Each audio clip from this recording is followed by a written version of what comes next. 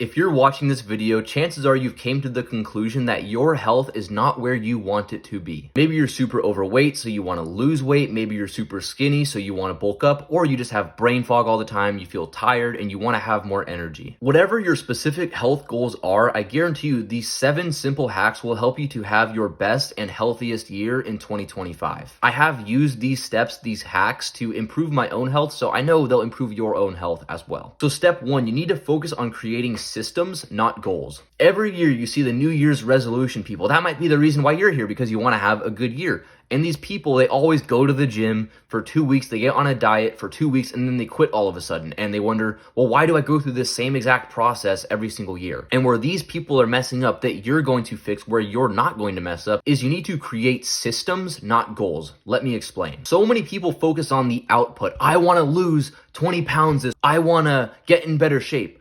But what they don't focus on is the input. They don't sit down and think, what am I going to eat to get there? They don't sit down and think, well, what workout routine am I going to use to get there? Instead of setting the goal focused on the output, what you need to do is you need to reverse engineer your way into making the progress. You need to have the goal in mind and then think about the steps you're actually going to take to get there. And don't get me wrong, I'm not saying that you shouldn't set goals. You should set goals. But goals are completely pointless and worthless if you do not have the systems in place. So if you think this is something you need help with and you want my workout routine for completely free, drop me a follow on Instagram. I'll put it in the description, and send me the word workout in my DMs, and I'll send you my workout routine for completely free. All right, so step 2, you need to cut your vices. A key thing to do to get healthier is to not have these things that are holding you back. Maybe you smoke weed all the time, or you drink a bunch of alcohol, or you go out partying all the time, or you're eating cookies and ice cream and McDonald's all the time. Whatever these things are, you need to make sure that you don't have certain habits that have control over you. Now, don't get me wrong, I'm not saying that you can never have fun, that you can never go out and party, you can never have a drink of alcohol, that you can never eat a freaking burger.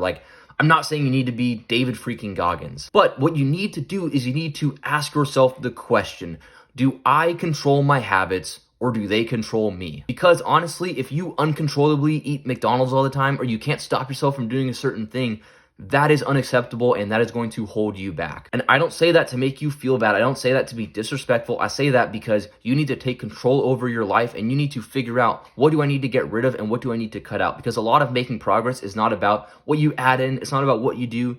It's actually about the things you do that are holding you back, that are stopping you from making progress. So whatever these vices are, these things that are holding you back, cut them out and you will see a ton of progress. Step 3, you need to optimize your diet. I actually believe the most important thing to improving your diet is not focusing on what to add in, it's focusing on what to subtract. What do you need to get rid of? For example, and this is quite obvious, if you're eating burgers or ice cream all the time, yeah, you need to cut that out of your diet. And obviously, I'm not a freaking diet expert. I'm a bro scientist, but a simple rule you can follow to understand if your diet is healthy or not is eating single ingredient foods. What does that mean? Well, when you look at the ingredients on something like French fries or something like chicken strips, you'll notice that it's not just potatoes or it's not just chicken. It's a bunch of this other crap in it. And all these other ingredients are disrupting your gut health, giving you brain fog. A simple rule you can follow is, instead of eating these multi-ingredient, super processed foods, eat whole foods. Instead of eating chicken nuggets, eat grilled chicken. Instead of eating French fries, eat grilled potatoes. And then the other thing you must focus on for diet is getting in your ideal body weight in protein. So for example, if you weigh 160 pounds, but you want to get up to 180 pounds, you eat 180 grams of protein. If you weigh 250 pounds and you want to get down to 180 pounds, you eat 180 grams of protein. And then simply fill up the rest of your diet with carbs and fat. Step 4, you need to go to the gym. Now, this one is quite obvious, so I'm not going to spend a ton of time on it, but if you're not going to the gym, that's the bare minimum thing you need to do. Not only does it help you get in better shape or look better,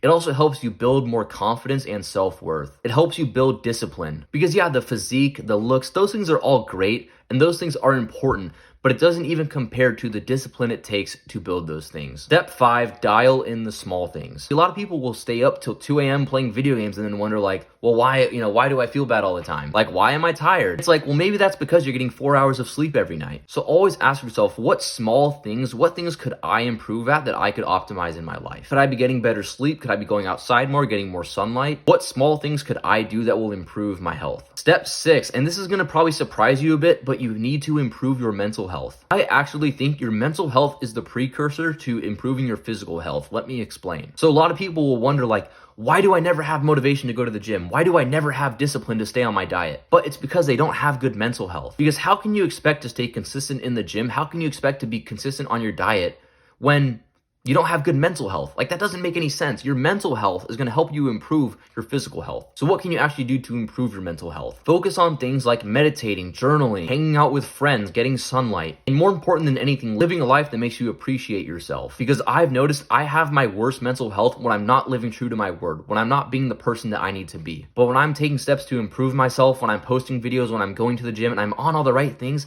I have great mental health. And step 7, you need to be in it for the long run. See, what a lot of these New Year's resolutioners that we talked about earlier mess up with is they have the mindset that like, oh yeah, I'm going to go on a 75 hard challenge and I'm going to get in shape in 3 months. And those challenges, like, yeah, they can be good. They can help you to stay disciplined. I'm not like bashing them. But the thing is, you need to be in it for the long run. Be the guy who says, you know what? I'm going to go to the gym consistently 4 times a week, every single week for the rest of my life. And you know what? If I do that, eventually science will take over and I will make progress. Because the truth is that progress takes time, and for every person, it's different. Some people will make progress faster than others. So you can't beat yourself up when you've been training for a month and you're not seeing gains. But instead, have the mindset that I'm going to stay consistent and I'm never going to quit. And even if you slip up, even if you stop going for a week or 2 weeks or a month, you can easily get back into it. Because this is not some 30-day challenge, some 60-day challenge. This is something you are focusing on for the rest of your life. So if you found this video helped you, be sure to click the like and subscribe button, and also turn on the post notifications so you can see more videos like this. I'll see you for the next video, bro.